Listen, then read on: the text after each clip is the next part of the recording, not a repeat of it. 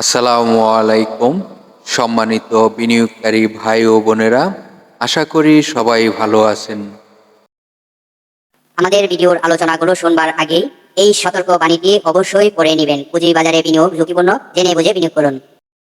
প্রিয় বিনিয়োগকারী ভাই ও বোনেরা, আপনারা ইতিমধ্যে আজকের আমাদের ভিডিওর টপিকটি দেখতে পেরেছেন। স্বল্প মূলধনী স্টকটি কেমন হতে পারে। তো যে স্টকটি নিয়ে আলোচনা করব, সে স্টকটি কেমন হতে পারে, থাকবে স্টকটির ভিন্ন ধরনের কিছু তথ্য, যে তথ্যগুলো প্রতিটি বিনিয়োগকারীর জানা প্রয়োজন। বঙ্গস স্টকটি নিয়ে, বঙ্গস স্টকটি যাদের হাতে রয়েছে তারাও মনোযোগ দিয়ে পুরো ভিডিওটি শুনবেন, কেন এই স্টকটি নিয়ে আলোচনা করিতেছি। এবং যাদের নেই তারাও শুনবেন মনোযোগ দিয়ে, কারণ স্টকটির আলোচনা যদি আপনার কাছে ভালো লেগে থাকে তাহলে স্টকটি নিয়ে আপনিও নতুন করে চিন্তা ভাবনা করতে পারেন এই স্টকটিতে বিনিয়োগ করা যায় কিনা। কারণ একটি স্টকের তথ্য যখন আপনি সংগ্রহ করতে পারবেন, আপনি যখন জানতে পারবেন এই স্টকটি কখন কোথায় প্রফিট নেওয়া সম্ভব হবে, তো সেই আলোচনা নিয়ে আমরা কিন্তু প্রতিটি ভিডিও তৈরি করে থাকি। এবং একটি ভিডিওর মধ্যে যা যা একটি স্টকের প্রাথমিক অবস্থা বিনিয়োগ করার ক্ষেত্রে জানা প্রয়োজন, সেই তথ্যগুলো আপনাদেরকে দিয়ে সহযোগিতা করে থাকি। তো চলুন, এই যে স্টকটি নিয়ে আজকে আলোচনা করব, সেই স্টকটি আপনারা জানেন লোপেট। এই স্টকটি বঙ্গস স্টকটি আপনারা সকলেই জানেন।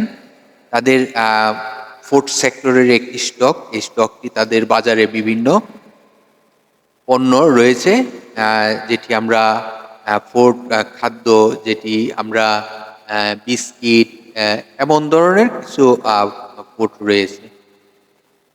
তো এই স্টকটির এখন আমরা বিনিয়োগ করতে গেলে এই স্টকটি তার সাপোর্ট কোথায় রয়েছে, আবার এই স্টকটি কোথায় তার রেজিস্ট্যান্স রয়েছে, যে রেজিস্ট্যান্সটি ব্রেকআউট করতে পারলে স্টকটি আবার নতুন করে একটি শক্তি ফিরে পাওয়ার সম্ভাবনা থাকবে। তো এখন আপনাদেরকে জানাবো এই স্টকটির সাপোর্ট এবং ফ্লোর প্রাইস। আপনারা জানেন এই স্টকটির যে প্রাইসটি আপনাদেরকে দেখানোর চেষ্টা করতেছি, এটি তার ফ্লোর প্রাইস রয়েছে। এই ফ্লোর প্রাইসটি তার তো এই স্টকটি যদি ভালো করতে হয়, মার্কেটে যদি ভালো কিছু করতে হয়, তাহলে তার কিন্তু একটি রেজিস্ট্যান্স রয়েছে। তো এই রেজিস্ট্যান্সটি আমাদেরকে অবশ্যই ফলো করতে হবে। রেজিস্ট্যান্সটি যদি ব্রেকআউট করতে পারে তাহলে স্টকটি আবার নতুন করে পরবর্তী রেজিস্ট্যান্সে যাওয়ার শক্তি ফিরে পাবে। তাহলে আমরা তার এই স্টকটির যে রেজিস্ট্যান্সটি, এটি আপনাদেরকে জানানোর চেষ্টা করি। তো আমরা আপনাদেরকে স্ক্রিনে দেখানোর চেষ্টা করতেছি। এই স্টকটির রেজিস্ট্যান্স রয়েছে 119 টাকা 20 পয়সা। স্টকটির 119 টাকা 20 পয়সা রেজিস্ট্যান্সটি যদি সে ব্রেকআউট করতে পারে, তাহলে কিন্তু স্টকটি আবার নতুন আরেকটি রেজিস্ট্যান্সে যাওয়ার শক্তি ফিরে পাবে। তাহলে পরবর্তী রেজিস্ট্যান্সটি যদি আপনার জানার ইচ্ছা থাকে, তাহলে যে কোনো ভিডিওর কমেন্টে কমেন্ট করবেন। অবশ্যই পরবর্তী যে তার রেজিস্ট্যান্সটি রয়েছে, সেই রেজিস্ট্যান্সটি আপনাকে জানানোর সহযোগিতা করে থাকব। তবে অবশ্যই 119 টাকা 20 পয়সা যে রেজিস্ট্যান্সটি রয়েছে, সেই রেজিস্ট্যান্সটি কিন্তু ব্রেকআউট করলে পরবর্তী রেজিস্ট্যান্সে যাওয়ার শক্তি ফিরে পাবে। এটি কিন্তু আপনাদের মনে রাখতে হবে। তাহলে বঙ্গ স্টকটির তার আরো অনেক তথ্য রয়েছে, যে তথ্যগুলো প্রতিটি বিনিয়োগকারীর জানা প্রয়োজন। তো চলুন, পরবর্তী যে আলোচনাগুলো আপনাদেরকে জানানোর চেষ্টা করব, সেই আলোচনাগুলো শুনবার চেষ্টা করি। তবে সকল বিনিয়োগকারীদেরকে অনুরোধ করে বলবো, ভিডিওটি না টেনে পুরো ভিডিওটি দেখবার চেষ্টা করবেন। আপনারা সকলেই অবগত রয়েছেন যে স্টকটি নিয়ে আলোচনা করিতেছি, সে স্টকটি লো পেড একটি স্টক। আমরা স্বল্প মূলধনী কোম্পানি হিসাবে পরিচিত বঙ্গ স্টকটি নিয়ে আলোচনা করিতেছি। বঙ্গ স্টকটির আপনারা জানেন এই কোম্পানিটি 1984 সালে বাংলাদেশ পুঁজিবাজারে তালিকাভুক্ত হয়। এই কোম্পানিটি বি ক্যাটাগরিতে, মার্কেট ক্যাটাগরি রয়েছে, লেনদেন চলিতেছে। এই কোম্পানিটির ন্যাব রয়েছে 20 টাকা 96 পয়সা। ন্যাব কি হলো? একটি কোম্পানির পার শেয়ার সম্পদ মূল্য। কোম্পানিটি আপনারা জানেন লাস্ট ইয়ার 3% ক্যাশ ডিভিডেন্ড ঘোষণা করেছে। তবে আপনারা জানেন এই কোম্পানিটি জুন ক্লোজিং একটি স্টক। এই কোম্পানিটির টোটাল শেয়ার সংখ্যা কত রয়েছে সেটি আপনাদেরকে জানাবো। এই কোম্পানিটির পাবলিকের পার্সেন্টেজ কত রয়েছে, পাবলিকের হাতে শেয়ার সংখ্যা কত রয়েছে। তো চলুন এই কোম্পানিটির বিস্তারিত আলোচনাগুলো শুনবার চেষ্টা করি।